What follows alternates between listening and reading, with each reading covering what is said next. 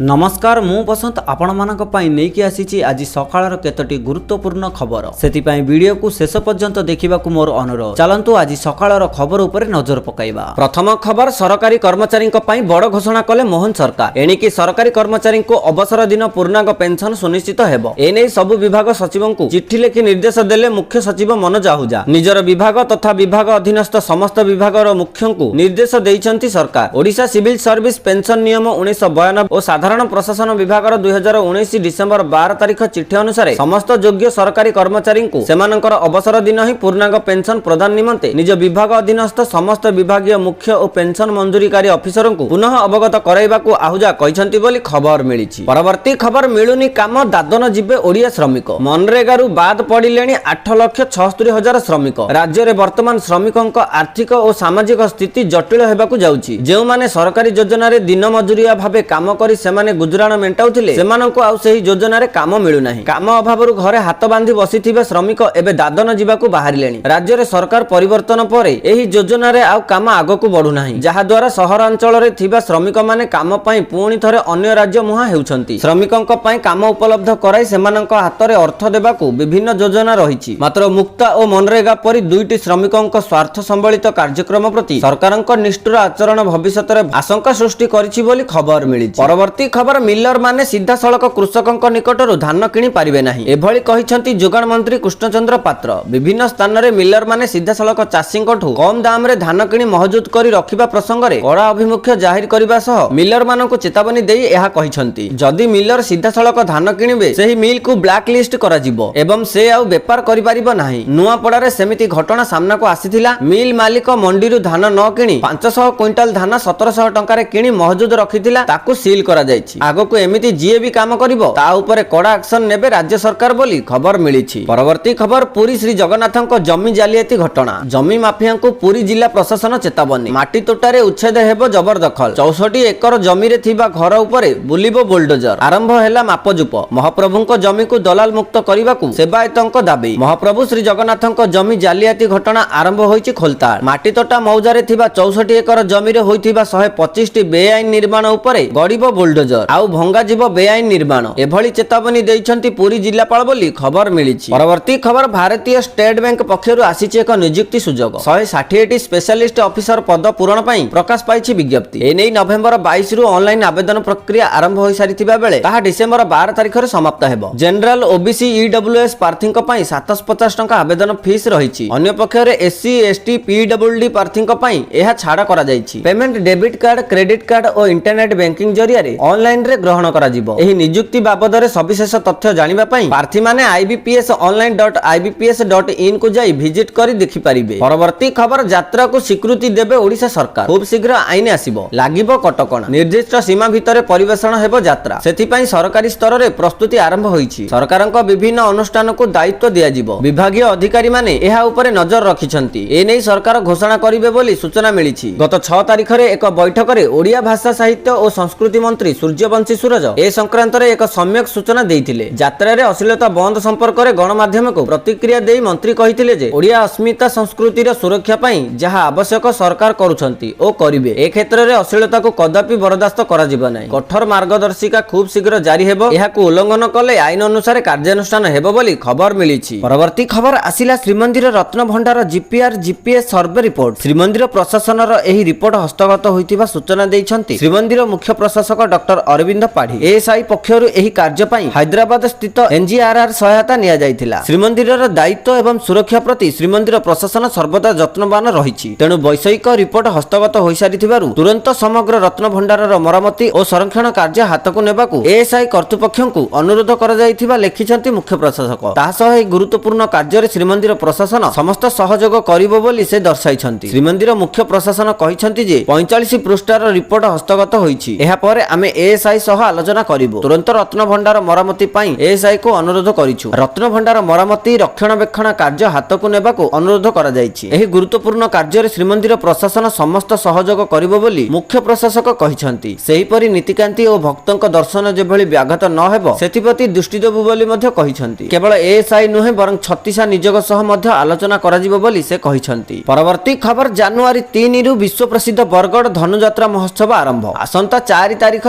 संध्या 5:15 बरगड़ अधिष्ठात्री देवी मां समलेश्वरी पीठरे पूजार्चना पर शुभ स्तंभ स्थापन हेबो। आसंता जानुआरी 3 तारिख रु 13 तारिख पर्यंत 78तम विश्व प्रसिद्ध धनुयात्रा अनुष्ठित हेबो। एथर विश्व प्रसिद्ध बरगड़ धनुयात्रा रे देखिबाकू मिलिबो नुआ कंसकू। जिलापालक अध्यक्षतार अनुष्ठित बैठक रे एही निष्पत्ति निया जायछि। नुआ कंस पई खूब शीघ्र चयन प्रक्रिया आरंभ हेबो बोली जिलापाल कहिसंती। 2022 रे द्वितीय रु पंचम होइथिबा जनकू चयन करा जिवो बोली जणा पड़िछि। परवर्ती खबर आज आसीबो सुभद्रा टंका। उपमुख्यमंत्री प्रभाती परिडांको बड़ घोषणा। सुभद्रा योजनार प्रथम किस्तिर तृतीय पर्याय टंका आज खाता को आसीबो। एथर प्राय 20 लाख महिला पाइबे टंका। गतकाली ए नै बड़ घोषणा करिसंती उपमुख्यमंत्री प्रभाती परिडा। तेबे आउ एक बड़ घोषणा करिसंती उपमुख्यमंत्री प्रभाती परिडा। जेउ माने बाद पड़िथिले सेमानंकु भी मिलिबो सुभद्रा टंका। विभिन्न कारणरू बाद पड़िथिबा 2,67,000 आवेदनरू 22% हिताधिकारी को आज मिलिबो सुभद्रा टंका। आज शामिल हेबे बाद पड़िथिबा आवेदनकारी। बाद पड़िथिबा 2,67,000 आवेदन को आउ थरे जांच पर निष्पत्ति नैछंती राज्य सरकार। सेथिरु 22% हिताधिकारी को आज मिलिबो सुभद्रा टंका। बाकी आवेदन गुड़िक जमी योग्यता कारण पई बाद पड़िछि। ब्लॉक स्तर रे रिपोर्ट पहुंचिछि। सेमानकर मध्य जांच होई शामिल करा जिवो। 5 लाख मिस मैच आवेदनर समाधान होई नाही। सेमानंकु आज सुभद्रा टंका मिलिबो नाही। आधार कार्ड, बैंक अकाउंट और मोबाइल नंबर रो संजोग पर शामिल हेबे। समाधान पर सेमानंकु भी डिसेंबर मासरे सुभद्रा टंका मिलिबो बोली उपमुख्यमंत्री प्रभाती परिडा बड़ सूचना देइथिबार खबर मिलिछि। परवर्ती खबर ओडिशा शिल्प नीति 2015 रे 2टी संशोधन को आज राज्य कैबिनेट अनुमोदन करिसंती। एहा सहित ओडिशा विश्वविद्यालय अधिनियम 1989 रे संशोधन प्रस्ताव को मध्य आज कैबिनेट मंजूरी मिलिछि। राज्य मुख्य सचिव मनोज आहूजांको कार्यालय पक्षरु जारी सूचना अनुसार आज लोकसेवा भवन रे मुख्यमंत्री मोहन चरण माझी अध्यक्षतार कैबिनेट रो एक गुरुत्वपूर्ण बैठक बसी 2टी प्रस्ताव को अनुमोदन मिलिछि बोली खबर मिलिछि। परवर्ती खबर प्रधानमंत्री नरेंद्र मोदी आज गुएनार जॉर्ज टाउन रे आयोजित एक कार्यक्रम रे भारतीय समाज को संबोधित करथिले। अन्य मानक मध्य रे गुएना राष्ट्रपति इरफान अली, प्रधानमंत्री मार्क फिलिप्स, उपराष्ट्रपति भरत जगदेव, पूर्वतन राष्ट्रपति डोनाल्ड रामतार प्रमुख उपस्थिति थिले। समावेश को संबंधित करी श्री मोदी राष्ट्रपति को धन्यवाद जणाइबा सह तांको आगमन रे तांको स्वतंत्र उत्साह सह भव्य स्वागत करा जायथिबारु खुशी व्यक्त करथिले। एथि सहित से राष्ट्रपति और तांको परिवार को सेमानकर स्नेह एवं श्रद्धा पई धन्यवाद जणाइथिबार खबर मिलिछि। परवर्ती खबर पुणी बढ़िला सुना दर।